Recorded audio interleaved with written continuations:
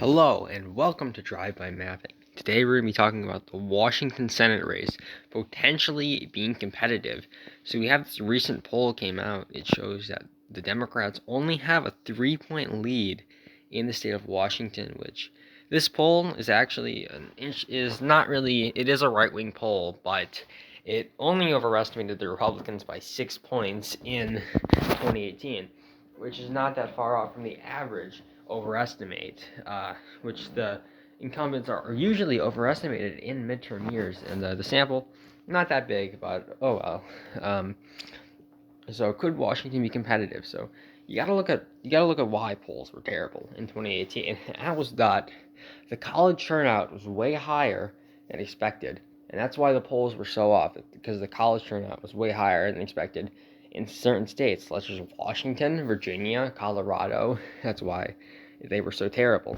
And then you have, but then you saw this year with Virginia, Youngkin only slightly overperformed the polls. There was like a 6-point overperformance for Northam, and there was like a 1 point for Youngkin, and that's because the college turnout was way higher than expected in 2018, but it was not super high in 2021. And there's also the more white working class turning out, and there's a solid white working class base in Washington. And I mean, if you see that Patty Murray, not really the most progressive senator, she might not get the best college turnout. So that is to keep in mind about why this actually could be something that holds up. So that is my analysis on the Washington Senate race. I'm not saying it's going to be competitive. It very well could be competitive. I still have it safe D. I'm close to putting it likely D, but I think that Democrats will likely hold on. But it might be a very close race. So thank you for watching my video.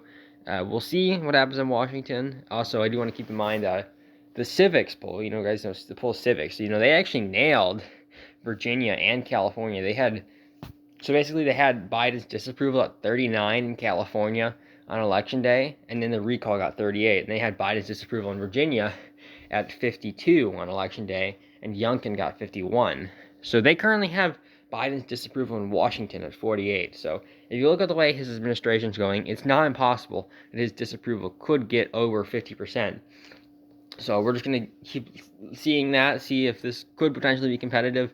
I think it's safe D right now, but it could very well be likely D, lean D, maybe even an R flip, but that would have to be a very strong national environment. So thanks for watching my video. Goodbye.